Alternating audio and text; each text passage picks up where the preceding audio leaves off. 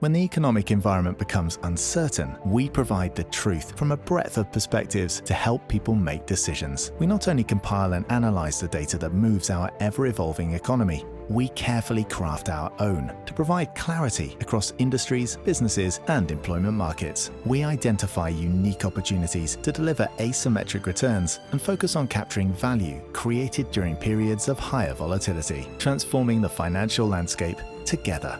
We're MacroEdge. Good afternoon, everyone, and welcome to MacroEdge Radio. This is John Galt speaking. It is 4 o'clock Eastern Time on Friday, October 18th, 2024. We have a very special guest with us who will be joining us in just a minute. Melody Wright and I will be discussing the housing situation, which suddenly has taken on a larger sense of urgency since 3 hurricanes have swept Florida, and one of them made it all the way up to Georgia, North Carolina, and the mountains of Tennessee. In the meantime, this public service message before I go to my MacroEdge promotion, because you have to hear that. If you see a decently dressed gentleman or lady on the side of the road at the end of the exit ramp begging with a nice cardboard sign, remember, it could be you. Help this person. Help them with their margin loan. As the Widowmaker is alive and well, natural gas has filled the gap from September 22nd and round-tripped to September 19th at a low of $2.26. Congratulations, everybody who has lost money like I have. It's not hard to do. It doesn't take a lot of talent. And without any further ado, I would like to bring Melody Wright on. We don't have to go into an in-depth introduction. Everybody knows who she is. Everybody listens to her on the podcast circuit. Everybody's been paying attention to her warnings about housing for 6+ months now. Melody, how are you doing this afternoon? I'm doing well, John. How are you? It is great, and it is so good to hear your voice. I am so glad you turned out to have no injuries or problems with your family up there, except for losing power for a week. How's things in Tennessee now? Well, I am unbelievably lucky, John, but many, many, many people are not. And I just met with a local pastor and got a lot of our worst fears confirmed in terms of the stories that we've been hearing on social media, that I wasn't quite sure because I hadn't been able to get first-person accounts, but it's pretty brutal here in East Tennessee and North Carolina. But I won't go into all of that unless that's where you want to go first. Well, it ties into what we're going to discuss. The video you posted from Spruce Pine was incredible. Yeah. And I don't think a lot of people, unless they've traveled that region frequently, understand that there are a lot of retirees who live in single-wide mobile homes on the side of hills, which normally are very safe locations. Right. But in a 500-year storm, there is nothing safe. And it's sort of like with the people who live in mobile homes in Florida, safe for 50 years, then all of a sudden the big one hits.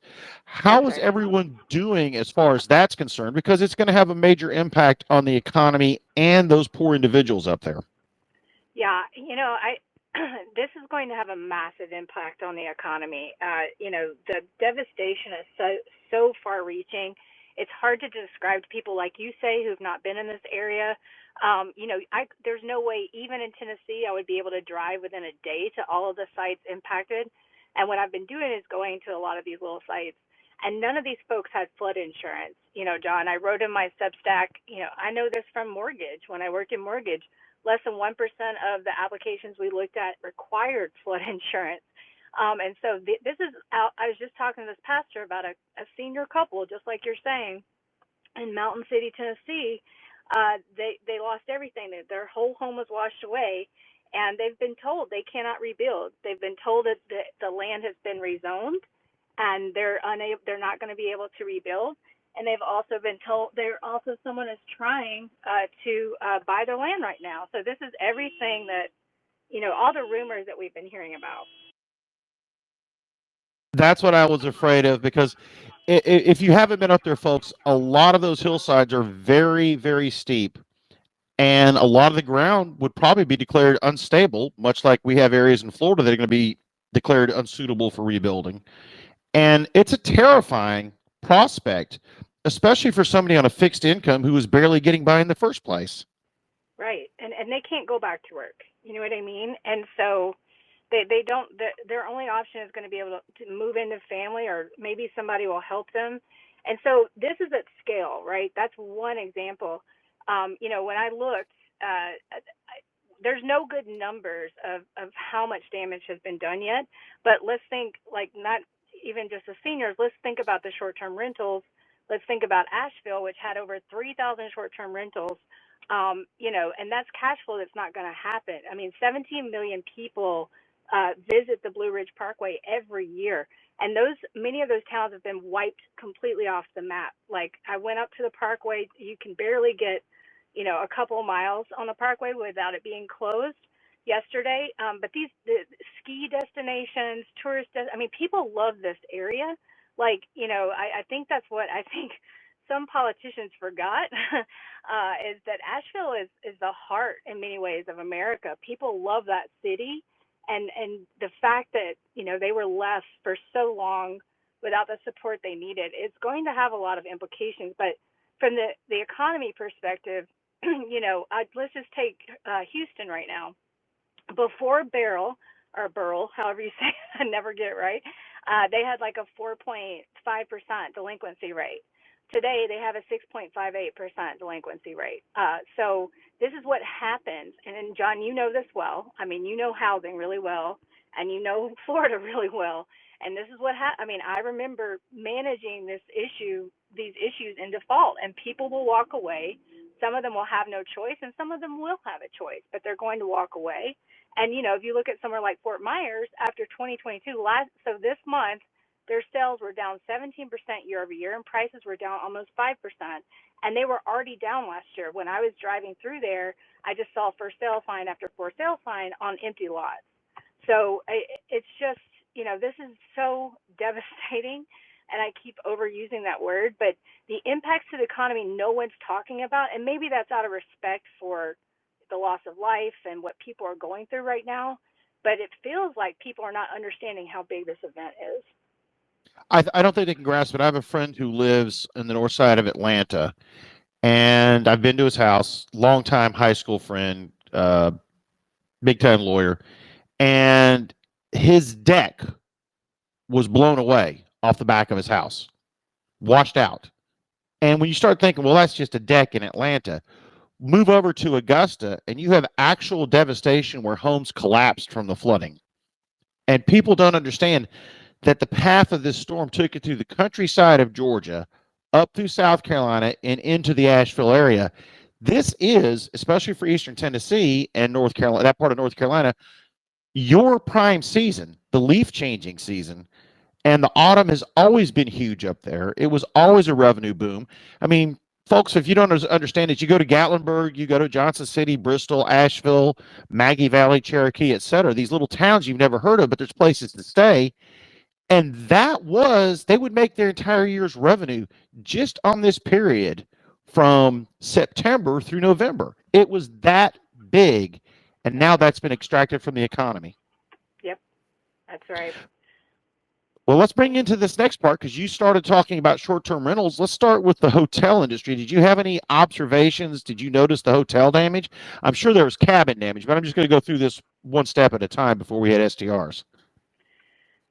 So, you know this area really well, so not a ton of hotels that I've seen so far, but those that, a lot of it's closed. They don't have any water. The gas stations are open, but they don't have water. You can't use the restroom. You can't get coffee.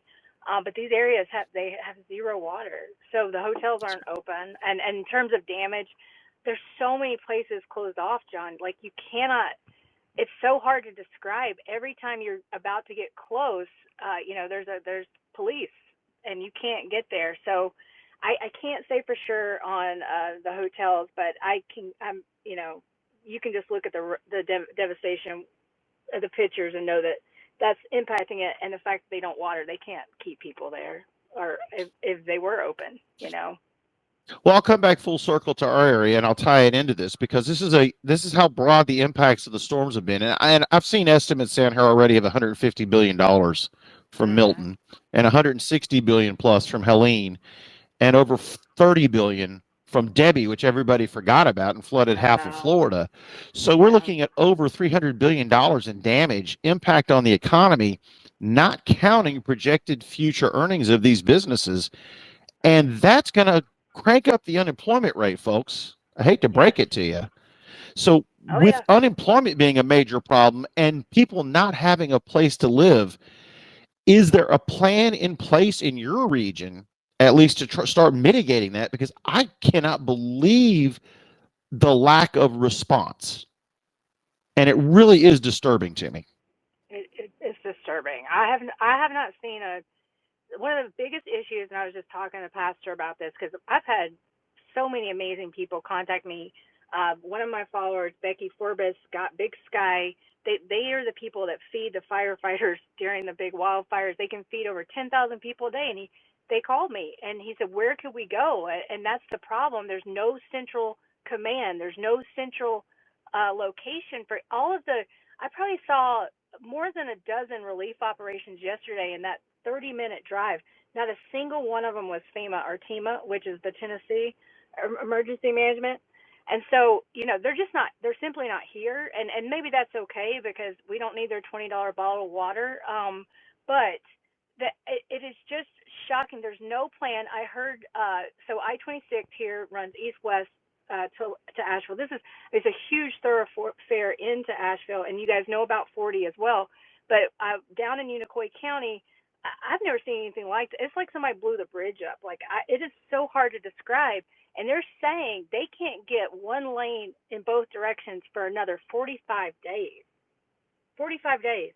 And so there is no plan, John. And I think that what's happening is that everybody is just frozen until the election happens. They don't want to rock the boat, and they don't care that, millions of people are suffering. And so I think that might be part of it. But it is just, it's hard to fathom that this is where we are. And you think about I know, just looking at the numbers from the Katrina response, nothing near that has come to this area or in any of the states that were impacted.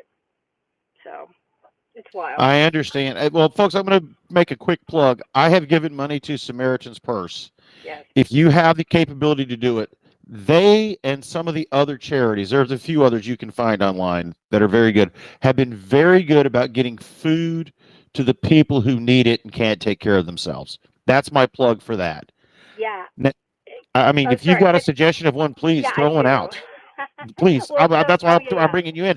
I haven't been up there in a few years, so I'll take your recommendation also, please, anytime. Well, everybody, giving is very personal, and so I want people to do what makes them comfortable, but Samaritan's Purse would be my recommendation from a big organization perspective. They just delivered 52 generators to Yancey County in North Carolina to people that will probably not have power for 6 months.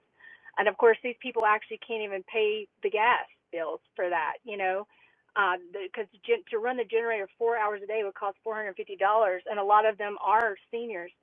So that's, if you feel comfortable giving to a big organization. If you would rather give to smaller ones, there's one here, Coalition for Kids. As I was leaving, 300 backpacks were coming in.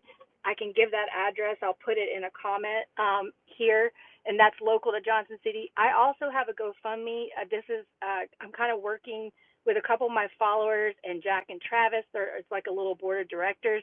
We're going to be using that money for very productive and direct works. None of it will be spent on travel or anything like that, and we'll do an accounting of it.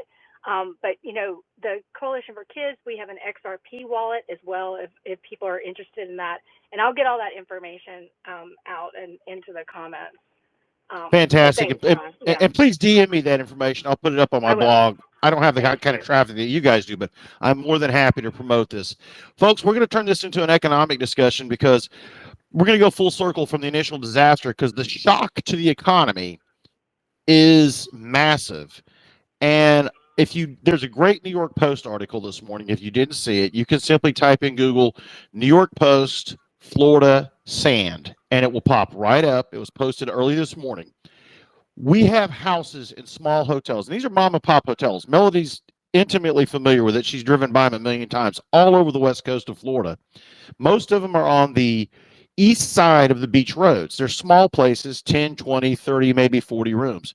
Some of them got 5.5 to 6 feet of sand in them from the storm surge, not from Milton, from Helene.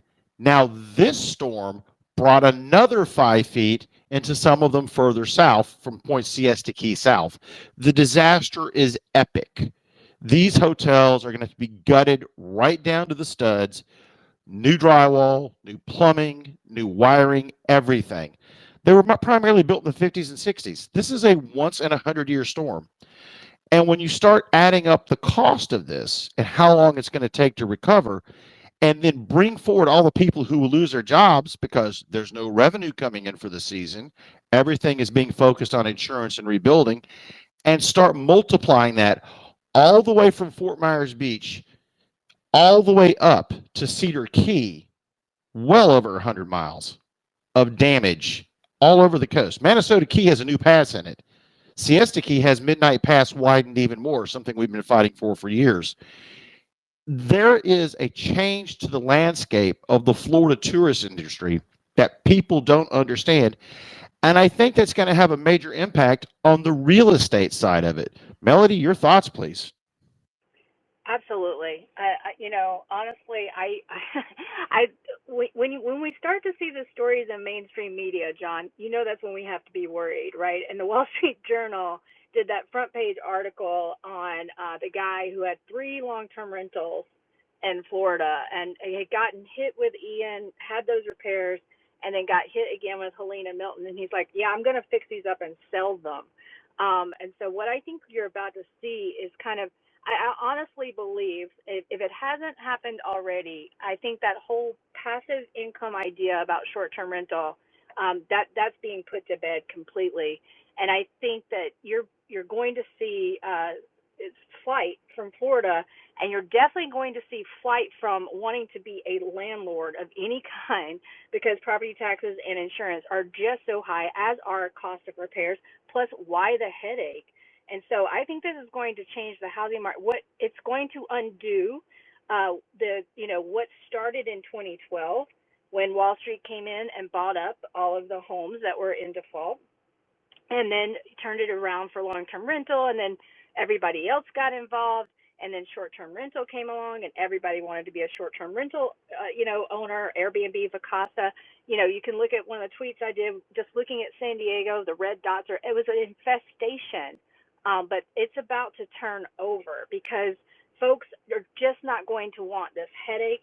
In your area, John, in Florida and up here in the Appalachia, these are 2 prime, short-term rental markets, huge. And I honestly believe there are so many small investors right now who are just, in dire straits because they did not have flood insurance. And a lot of them probably didn't have the right commercial insurance as well. Kristen's on here. She's really good at digging into those types of things, just in terms of the short-term rental owners. So I think this will change. We were already seeing increased inventory, crazy numbers in a lot of places, especially those where these short-term rentals were. But this is just going to accelerate that in a part of the season where already, home prices were coming down, and I think that's going to accelerate that in many locations. I totally agree. We were facing a 10 to 20% decline in prices in Sarasota County. We haven't experienced a direct hit per se since 1944. So needless to say, I think the insurance affordability issue is going to impact everybody who are in the 3 primary flood zones to a degree that they're not ready for. And like you said, there was this belief with the buy a house and start a short-term rental crowd who went to the seminar. We might as well call them what they are, seminar financiers. They thought they could buy a rental with 0 down, make all the money up for 6 months, cover their mortgage payments for the year, and turn around and cover all of their expenses. Then they're finding out there's other expenses such as repairs, property taxes, etc. There's no homestead exemption for these properties, folks. Homestead exemption is what saves people and keeps them in Florida. These investors, finger quote, are about to find a harsh reality, because not only are they going to be trying to repair the places, as you said, to liquidate them, they're going to compete against investment banks who are already starting to dump the properties at 20, 30, and 40% discounts. I can see a huge default rate on mortgages coming for a lot of these properties. What's your opinion on that? Absolutely. I mean, and I said this, the super prime are always the first to walk away because it's no skin on their nose. I saw it back during the GFC. And they are also very good at distancing themselves from investment properties. And by super prime, I just mean those that, still have a decent credit score. Because so much of our wealth, of course, in this country is leverage. And so it's not real wealth. And those folks will be the ones that walk, but we are definitely going to see home price declines, and we are going to see severe delinquency, 2 percentage points in Houston in over, 3 or 4 months after Beryl. And so that I expect similar, and I'll be tracking all of that, at a county and MSA level for these areas. But yes, delinquency is definitely going to tick up. And tick is probably not the right word. Yeah, I think you're correct. I think it is going to be an extreme case akin to what we saw in 09 and 10. And most people think it was 07, 08, but it was 9 and 10 at the peak, like you said in the past. Yeah. And what do you make? Go ahead. Oh, sorry. Just in New Jersey, and this is very, I think, important. In New Jersey, they didn't peak until 2012, and that was because of Sandy. So these things have a massive, impact on delinquency. Sorry to interrupt you. Go ahead. No, I was just going to point out the other shoe that's dropping, and most people don't pay attention to it. We have some good people in the MacroEdge team. Economic Woes was commenting on this, keeping us informed. Canada's in a recession right now, and their prices are off the chart in Canada, but their economy is crashing. And people who have second homes in Florida, Arizona, Texas, etc., they're going to be looking to liquidate also because of the insurance bills that are going to be coming due in Florida. I, honest to God, think that we could see a wave of selling that we haven't seen, not just since the GFC, but since the 1920s. Yeah, all that foreign investment. I believe that's what's going on in California right now, because you're seeing accelerated, motivated selling out there for sure, and price declines.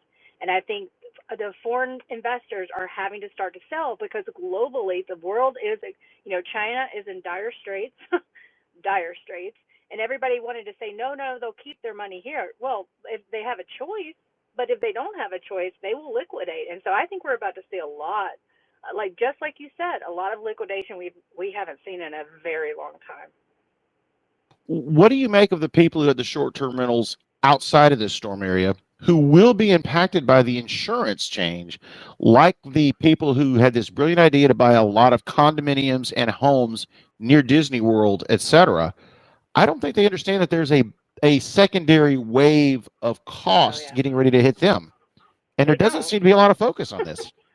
No, they don't. And I mean, I thought it was so hysterical that Unusual Whales posted that thing about North Carolina, 42% after the storm. I like the way he wrote that. No. That hearing happened in February, and that was when they talked about the 42% increase in insurance. And I'm saying North Carolina because this is all over the country. I mean, it's all over the country, not just California, not just Florida. But yeah, there is a wave of costs coming these folks' way. And if they thought their insurance bills were bad, they're about to be a lot worse if they can even insure. And that right now is why I think we're about to have a gray wave leaving the state. A lot of people, folks, and this is true in North Carolina too, who are retirees on fixed incomes, lived in mobile homes. We have a lot of mobile home parks in our area. Believe it or not, there is still a mobile home park on Longboat Key, or was, I should say, Cortez, Florida, Siesta Key, in the area near Siesta Key. These were very popular locations because for the residents, it was cheap. Now, if they were to try and buy a new mobile home and put it back on that lot, the insurance costs are going to be so prohibitive, they're not going to have a choice but to leave. Even on a fixed income with very little cash, they're going to have to move out of the area. And I fear, and tell me if this is what you're thinking is going to happen in Eastern Tennessee and North Carolina also, a lot of the halfbacks are going to move to different regions of the country that are relatively affordable compared to the prime real estate, well, formerly prime real estate, that you and I call our haunts. Hmm. Yeah, I think there will be areas the halfbacks may come to certain parts of Tennessee, as they leave Florida, and certain parts of North Carolina, but not if North Carolina passes that. And many people argue that the insurance companies they aren't, and I don't know, but they need to raise rates just because of the cost of everything. So, but yeah, I think you're going to have a lot of them move back to they may move back north. They may move back to California. I mean, this, I think that this is just like you say, John, we both love history. And you wrote about the 1926 hurricane. I wrote about the 1927 Mississippi flood, which if anyone checks out my Substack, all it's talking about, like, in terms of how we got to this place with the flood insurance program, was because of all this mass migration to Florida and Texas. So this has been happening for a very long time. I share a chart that shows you that actually since World War II, 2020 to 2022 was the lowest average rate of people moving to Florida. And that's just so hard to believe because everybody has been duped by the narratives. And of course, yeah, there was movement down there, but this has been a phenomenon for a long time. But the point is that they moved into these very risky areas, and not risky. The risks aren't new. Like you said, this is once in 100-year storms, and this has happened in Florida before. It'll happen again, but it's cyclical. But people are simply not going to be able. We could afford that risk when when there when rates were so low, and also weather was cooperating. We can't afford it anymore, and people won't be able to afford it. And I agree. They're either going to go back where they came from. I mean, I've read stories about people going back to Minnesota. We have Mr. Awesome on here, but if you can imagine going from Florida to Minnesota, I mean, people are going to go back home. 100%. My wife is from Minnesota, and she hated this storm for a particular reason because it was extra loud. It's a little louder than normal because the eye passed right over us. But what made this interesting is that there's another shoe to drop. Before I talk about that and you and I get into this subject, folks, go to macroedge.net, subscribe to the free 2-week trial for Ozone. You will see stories, conversations, and data you're not getting elsewhere. MacroEdge.net, Ozone. Get your 2-week free trial. Now, Melody, I'm gonna bring something up that's going to blow people's mind. I actually think, from one perspective, for multifamily, this could be a boom because now they don't have to lower rates as much because of the housing shortage that's been created in all of these regions. What's your take on that? Yeah, so I definitely think that we're going to see, obviously, more people moving into rental. But I think that because a lot of this was actually investment properties, a lot of it, honestly. When the country has changed. And now when you look at these cities, you can't look at them as like this is where people were just living. They are little tourist. I mean, it's all these short-term rentals, and so I think it may be less than what we're thinking. Now, where you are, John, you have a better connection with and those communities you're mentioning. So, but there's so much multifamily. There's so much, as well as people who lost everything aren't going to be able to get a rental. They're probably going to have to move in with family. So I definitely think we're going to see it, but I don't think it's going to be as big as I've heard some people talking about it. But that's just my gut right now, and that could change. I understand completely, and I think there's a crossroads here between the commercial and the residential side. Mm-hmm. And I'm going to bring an outside question in because it relates to your past, and that is Airbnb's turning keys in. We see a lot of small commercial investors who had these mom and pop hotels, still technically commercial investments, and you have some multifamily that was damaged or destroyed, along with mobile home lots, etc. Folks, there's investments in a securitization that occurs on those properties. Do you see an impact next year, not immediately, but probably in the second quarter onward, on small regional and community banks who are the primary funding sources and creditors for a lot of these properties? Oh yeah, absolutely. And the non-banks. It's not even small, John. It's the non-banks. The big non-banks, Rocket, Mr. Cooper, Freedom, they're all about to, enter a level of hell they have never experienced, because most of those entities were very small during the GFC, and they didn't service government product. They were very small with private, and so they don't understand what the government claims process is like, which is a nightmare. It's a total liquidity burn. It is hard to describe, but sometimes you won't get paid on your claims. And so the idea is, you've got these government-backed mortgages. So theoretically, especially in the FHA situation and Ginnie Mae situation, you're supposed to be paid back 100%. Well, that never happens in practice. And often your claims could be delayed from 6 months, 2 years, 3 years. And these guys don't have deposits. They're lending, they're using a facility from one of the big banks, which is also that this is all like dominoes, John. And you and I, know this because we went through this before. But it's dominoes. And as soon as they can't, essentially they kind of become delinquent on that facility because they don't have the asset. As these assets start to lose value because of price reductions, because of damage, then they have to pledge more and more assets to that lending facility.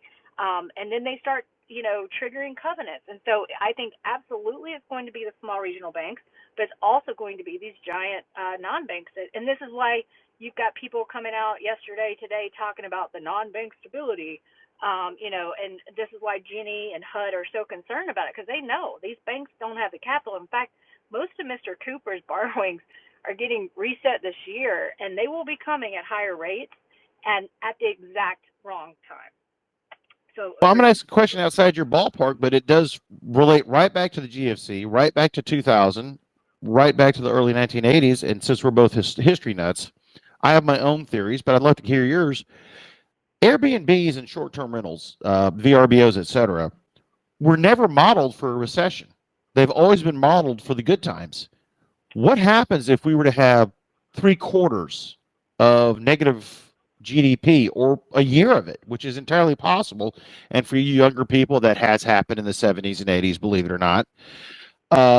What if we were to get a year of substantially lower to negative growth or a stagflationary scenario? Are these models going to survive? Oh, no. They can't even survive right now, John. I mean, I did a whole project last year. I was down in Miami for 2 months, and I was working with a short-term rental lender, and we were trying to actually do a good job of creating a real underwriting tool where we did good comps because people were using things like AirDNA. And what AirDNA would do is their comps, they didn't care. They'd be 10 miles away. So, for instance, Kyle, Texas, this property was actually in one of my clients' books. I looked it up because they were delinquent. I looked it up on AirDNA. It was in Kyle, Texas, which is 22 miles south of Austin. There is a growing community there, but there's no reason to stay there other than going to Austin. And they said, AirDNA said you could make $650 a night for that rental, 50% of the year. That guy never made anything close to that. And AirDNA did not care. In fact, a lot of times when you bought their product, they didn't tell you that there were 3 views you could get. You get the super optimistic, the optimistic, and then, I think they call it the conservative. So everybody that lent out there, and I have not heard from this client in many months because they are in dire straits because they lent using AirDNA.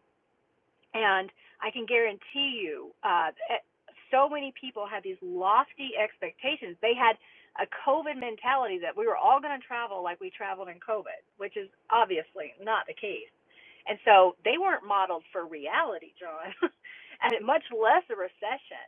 And so I just think what's happening is you've got quiet implosions happening all over, but everybody is trying to hunker down and just wait. They think that those lower rates are going to make such a huge difference. But when mortgage rates did not go down after the Fed cut, I think that was the first wake-up call to the real estate markets that, oh my gosh, this narrative we've been spinning is not true, and they're having to accept reality. And so I think sentiment is with the storm, plus the fact that the real estate industry is having to say mea culpa, rates didn't go down like we thought.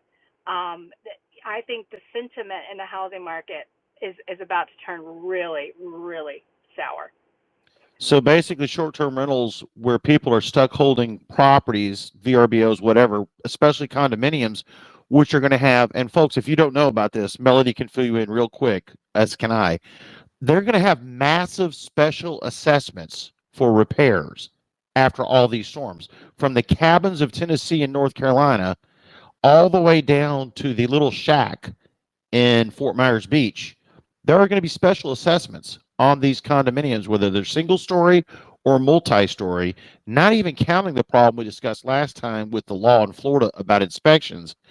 I can foresee a huge increase in defaults by the middle of next year, especially if we have a recession and people are scared to travel to those regions because of a lack of availability due to the hurricane damage. Melody, I'm going to bring Ulysses Awesome up. And Ulysses, Awesome. please hit it, sir. Hey, Melody, how you doing? I'm doing well. How are you, Mr. Awesome? I'm doing all right. Thank you very much. Good to have you on the spaces here. Thank you. What do to you hear. make of today's survey of construction data that got released? Well, I really enjoyed your piece on it, Ulysses. Thank you. It's just actually, why don't you talk about it? Because I thought you did a really great piece on it, just sort of setting reality of and I'll just say, and Neely's on here, and she's in this gang with us of, seasonal adjustments are just crap. And if you're paying attention to them, all that you're looking at is what somebody's saying because they got their forecast model wrong. And so most of the headlines are driven off of those seasonal adjustments. But want you to tell us, Ulysses, what we should be thinking about these results today. Sure. One of the things that I have taken away is the rate at which completions are outpacing starts. We just touched base on it briefly this morning, but we get headlines left and right. Big outlets talking about how the starts were good, starts were bad, and none of that really matters in the way that they're reporting it. To your point, they're reporting a 12-month annualized data set when that's not reality. Instead of looking at it from a monthly perspective or the overall trend, and we've got completions outpacing the replacements in building starts by a country mile. What are your thoughts on that? Yeah, so I think that very soon everybody is going to realize what crap this inventory narrative was, and we have so much out there. It is just hard to explain how much inventory is out there and not being captured.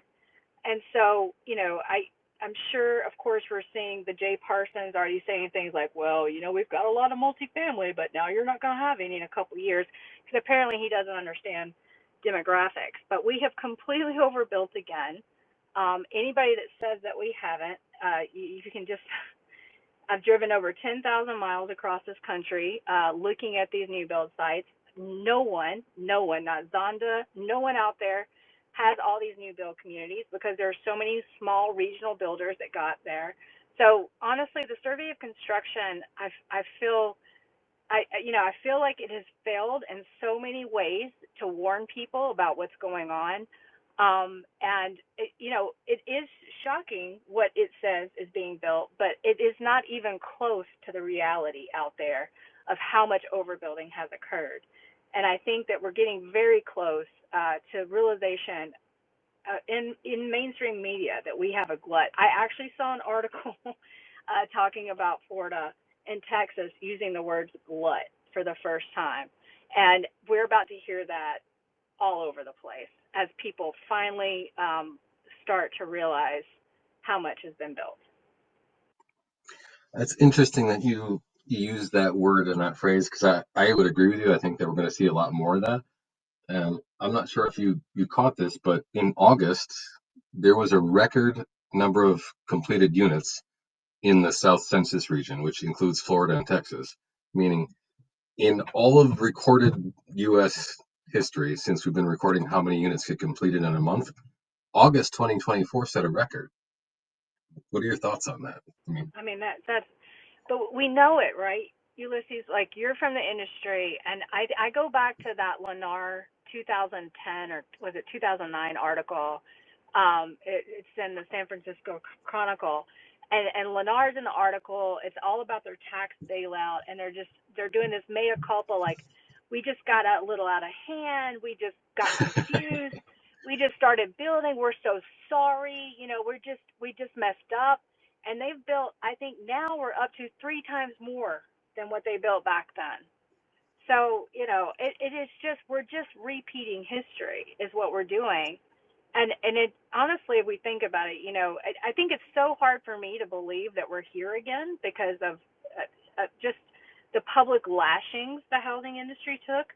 But in reality, 15 years is not that long. And I think that bug, the speculation bug, because it wasn't squashed, because so many people got away with what happened, and Wall Street kind of came in and said, housing as a casino is okay with us. I think in reality that was just a little dip, and we're about to see a massive correction in the housing market, in my opinion. Okay, I'm going to throw a question. Right. Ulysses, pardon me for interrupting. I'm going to throw a question out for both of you. What will the impact be of the build to rental concept? Because there were a lot of these developments that were built by the major builders for rentals. And now those rentals will be unaffordable to the primary base, which needs them most. Ulysses, you want to go first? Sure. I know that this is a topic that everybody really can get upset about. Institutional landlords, and there's a lot of them out there. I honestly think a lot of them, it's going to work itself out because the margins being made on single family housing tend to not work very well, especially with ever increasing property taxes and insurance costs. That a lot of these business models are going to have to change. And I think that's why you're seeing a lot of these companies, they become net sellers rather than net buyers of built to rent. And you can see it in the builders where it's becoming a smaller segment overall of their individual businesses from the focus that it was in the past. In some of the publicly traded builders, it was up to 20% of their actual sales were build to rent, and they're not there anymore. It's so insane. I've seen so many of them, and just like you're saying, we've got Ari Watchman on. You guys should give him a follow. He showed me when I was down in San Antonio, the in real life, the institutional net selling, because of the property taxes and because they don't have the homestead exemption, and what they've been doing while rates were so high is kind of selling to each other, trying to keep it all in the family so they didn't have to take the markdowns that they should. That's changing, and people are going to be running for the doors. But everybody went all in on build to rent, and when things started to slow down. But this is going to work out so poorly because I've seen so many of these communities, John. Nobody's going to want to live in them. And already, I mean, I've seen some that were 6 months old and they look like they're 10 years old. Because they're having to lower rent so quickly to get people in there, and so they're already trashed. I mean, so there's just so much out there, so much. Well, Ulysses, you brought the word glut up. I'm going to bring the other word up, and this comes back to 07, 08 when I was doing my tours and taking pictures. Melody will remember this word too, and that word is berms.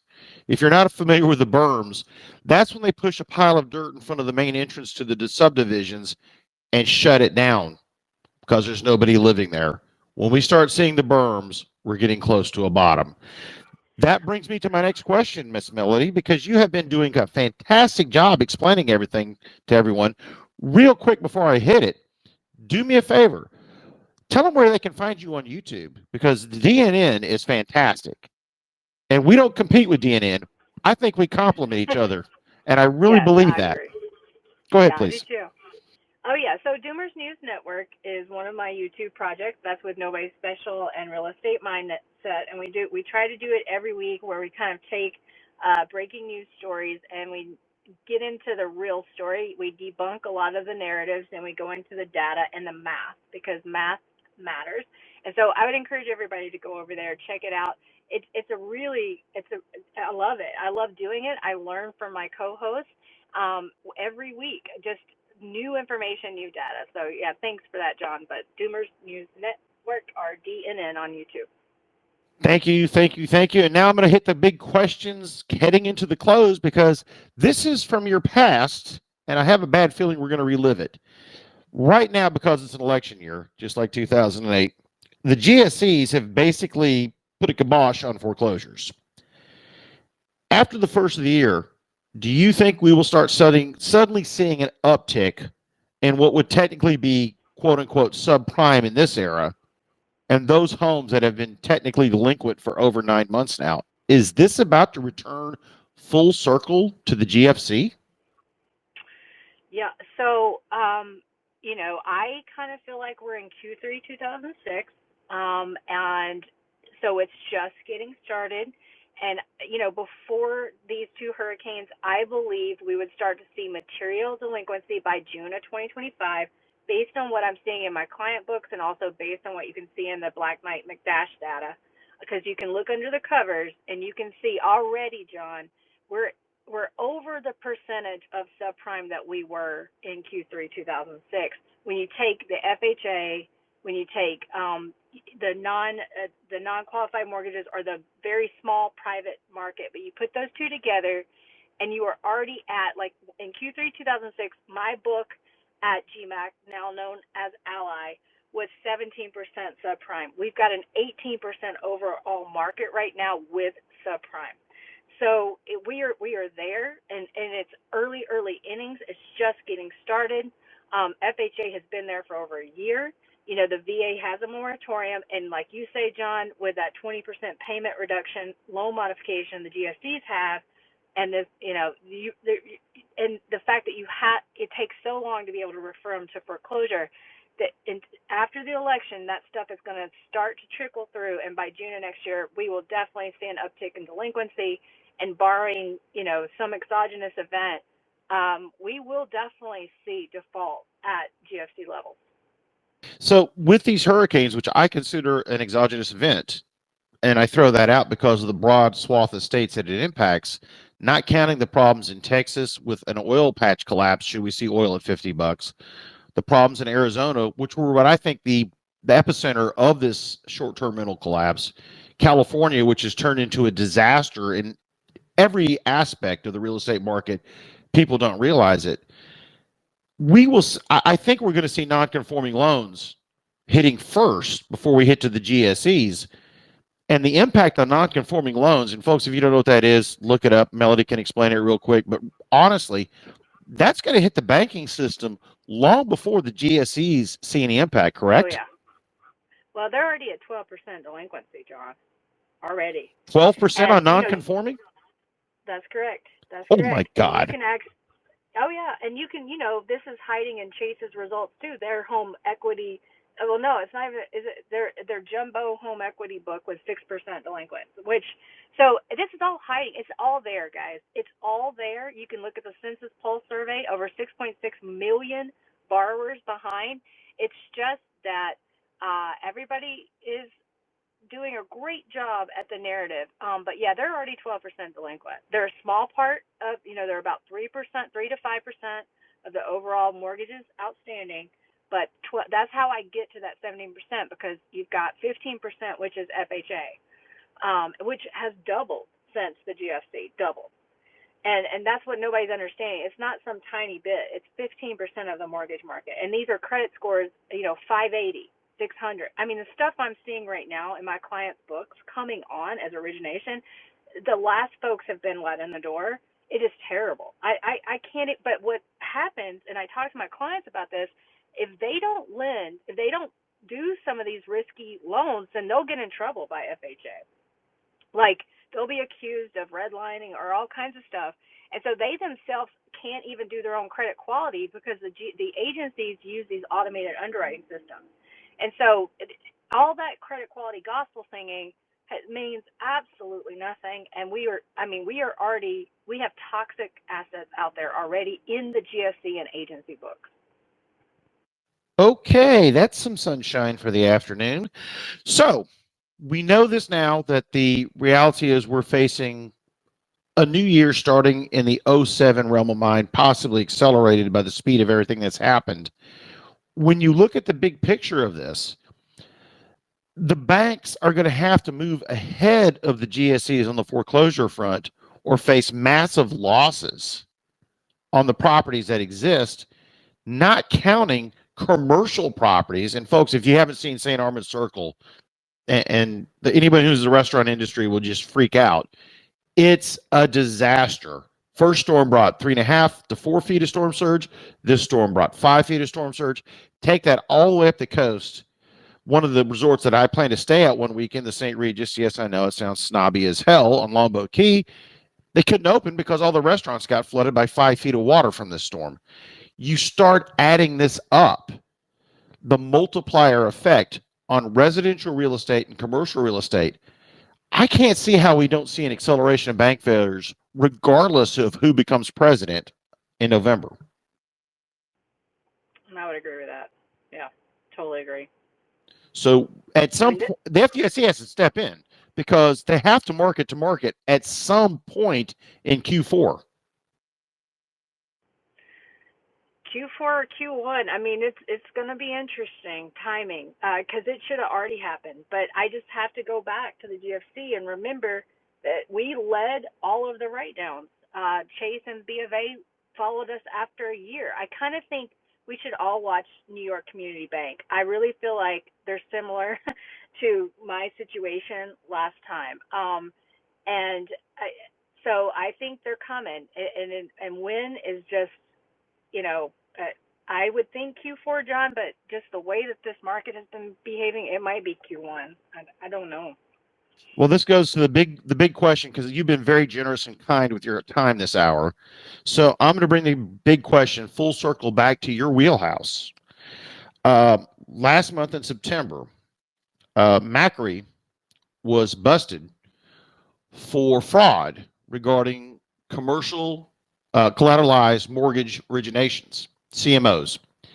It's a derivative product, folks. You can look it up. It's right there on the SEC website. They were fined $80 million. They've got a slap in the wrist, basically. Approximately 4,900 largely illiquid collateralized mortgage obligations held in 20 advisory accounts, including 11 retail mutual funds, and for executing hundreds of cross trades between advisory clients that favored certain clients over others. Now, if any of that seems familiar, you may go watch those movies about the financial crisis. If we know one firm did it, most of them probably engage in the same practices.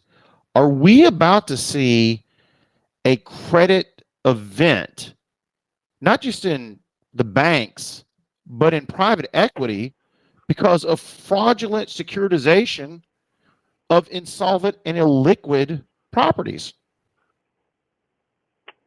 I think so, John. I mean, I don't see how we don't have a credit event. I really don't, unless we have an EMP or something. I just don't see how we don't. I mean, this is a house of cards, and it's worse. It is worse than the GFC. It is the GFC on steroids. It's, because nobody really went to jail. And I mean, I remember so the Bank of America executive team got pulled over to GMAC by Cerberus. And I remember them telling me how they used to do their securitizations. And everybody thought we were the worst. We were not. We were actually very conservative compared to the banks. They would just, we're coming short on net income. We got to put one of these things together. None of them got in trouble. They had, they underwrote those things saying they were of great credit quality. They were not. And so they should have gone to jail. A lot of people should have gone to jail, and I think because they didn't, this just kept, like the Philly Fed paper on the fact that in speculation in the housing market did not end after the GFC. In fact, it just kept going. And if investors are in the market, you can assume 30% of investor purchases are fraud. And so it's just gone on steroids. So I think honestly, we're about to see the GFC actually play out all the way through. So you agree with me then in a roundabout way, because you and I'm a little darker than everyone else. I'm the dark knight of this historical writing, speculating thing, that we actually could witness the final liquidation of the people or if banks that should have failed in the first place, but were propped up. And I'm not going to throw names out, but I looked at Regions Financial. I looked at a lot Truist. Yeah. I'm going through the reports, and I'm seeing something that disturbed me, that discount window assets and liquidity are being prominently promoted in their slide presentations as evidence of the viability of their balance sheet. That's not healthy, is it? No, it's not healthy. And honestly, when I looked at Chase's results, because I hadn't looked at them in a year, because there's just only so much time today. I went over them on DNN, but I couldn't believe it, John. I looked at this, and I was in this business. I actually, one of my jobs was to write the earnings presentation, investor presentations. If we had results like that, and we did. I mean, we were on the front page news of just how terrible, how awful, and like the fact that Chase could come out with their results, and people for the stock to go up, that was just insanity to me. Because when I looked at their fundamentals, the CFO said the consumer is fine. Meanwhile, they took 3.1 billion in provision. No, the consumer's not fine. If you're taking that much provision, which is essentially the idea that you have to take some money and put it on your balance sheet in case of an allowance for loan loss. And so these are very unhealthy financials at all of these banks. And to your point, they seem to be parading things that back in the day we would have been embarrassed about. So I don't. It's the world is upside down in many ways, John. Thank you so much. And I'm going to throw this last part out so you can close out your day and get back to things, because I know you've got a lot on your plate, and I really appreciate your time today. And everybody in the MacroEdge team, MacroEdge.net, boys and girls, Ozone, get your 2-week free trial. Going to plug the hell out of it. The bear steepen are reaccelerated to plus 13 basis points again. If we suddenly see the 10-year lurch above 425 and 450, will that not be the end of the quote-unquote real estate bull market for the foreseeable future? Oh yeah. I mean, oh yeah. And and no one is expecting that, right? And so and no one expected this really, except for some of us could see the writing on the wall. But yeah, it's over anyway, John. But I think that's when there's going to be no. I think that's when the builders will actually hit acceptance. And to I've told Ulysses this before. The builder group in my company was the very last group to accept reality. But if we hit 4.25, it's just over. And when you have all of those buy downs resetting in June of 2025, they will be effectively like the arms of the last crisis. And if they can't get to a lower rate, all hell is going to break loose. Yeah, it's going to be bad. And that's why I really see 2025 as kind of the year that this correction gets started in a really horrible way, because everything is kind of, all the trains are headed to the station at, they're just 100 miles per hour going as fast as they can, and they're all just going to meet in 2025, and it's going to be a spectacular explosion. Melody, please tell us where you're going to be next. Tell us about DNN again, and also tell us, what do you have in mind for your Substack? Because I think we covered a lot of stuff today, but 1 hour could never do justice with what you and I talk about. And I'm going to go out and explore now that the roads are opened up, and I'll be out in the Keys probably over this weekend and the next. I fear what I'm seeing from what I've talked to my friends about. Yeah, please give me some pics. I like that. No, I fear it too. And the stories I just heard from this pastor, it's so horrifying. But so where I'm trying to inch closer and closer to Asheville. I hope to get there next week. My Substack, M3 Melody Substack, we got Redfin results yesterday, and sales are down. And so I have a good track record of being able to tell you what existing home sales are going to be. So I'll be working on that, and I'll be publishing that in my next Substack. as well as some updates, some of the photos and pictures that I got on my recent travels to all these impacted locations. And of course, you can find me on X Twitter at M3_Melody, M3 Melody YouTube, and then on DNN, as John said. So thank you so much for having me, guys. I love this team. Looking forward to actually contributing with MacroEdge. I don't know if you want to say anything about that, you or not. But Oh, absolutely. yeah. So thank you for having me. Melody, thank you so much for all the hard work you do and the information you share with everyone. I don't think a lot of people understand the past is a predictor of the future. And guys and gals, if you don't know what's happening, gold hit an all-time high today. Silver broke out above technical resistance. People outside of the United States and inside of the United States are investing in safety hedges, not long-term U.S. Treasuries, but short-term U.S. Treasuries, precious metals, and selected commodities. You don't hedge for a major financial event by buying NVIDIA. And that's another story entirely. And hopefully we'll get into that in the near future. MacroEdge.net. Get the Ozone 2-week trial. Please don't miss out on all the writings of this team. It's the best information you can get. Once again, thank you to Melody Wright for the time. Good night now.